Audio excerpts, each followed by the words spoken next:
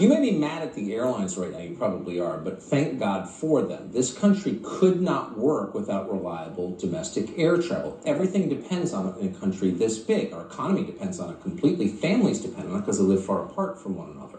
But that system is collapsing. And as with our economy and our energy sector, it's being destroyed on purpose. The Biden administration is wrecking domestic air travel. There's been no media coverage of this whatsoever, but if you travel recently, you've noticed it. Here's why it's happening. So last week, the FAA informed all air traffic employees that people who haven't had the vax, the COVID vax, which doesn't work, have to wear masks on the job once again. Now, the estimates are this would apply to about 4,000 out of 15,000 total air traffic control employees. It's a huge percentage, and the effect of this command, which would save not a single life if implemented, was to wreck domestic air travel. Air traffic controllers stopped going to work in large numbers. There appears to have been a sick out at the Jacksonville ATC Center. That's one of the biggest in the country. Jacksonville air traffic control was so understaffed last week that commercial flights had to be rerouted along the eastern seaboard. It's caused chaos to airline schedules for days. On Sunday, more than 9,000 flights were delayed and 800 were canceled. But the manpower shortage, which was caused by the Biden administration, again, for no reason, wear a mask if you haven't had the vax? Seriously? Doing that dramatically increased the physical risk to air travelers, though likely none were aware of it. With too few air traffic controllers at work, a single controller was forced to work multiple frequencies at once.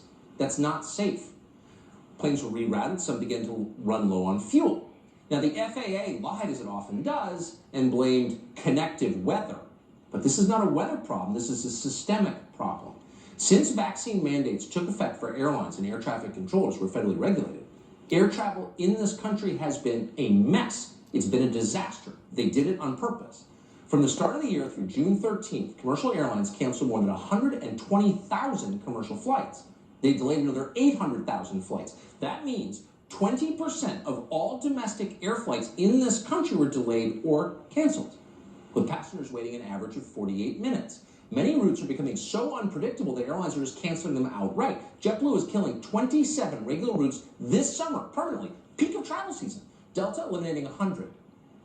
Now, what is the administration doing about this? Deliberately making it worse. Why are they doing that? Well, your guess is as good as ours, but they are. They fly private, it doesn't matter to them. But for everybody else, for the other 350 million people in this country, it's more pain, more suffering, closer to third world than ever before. Someone should say something about this.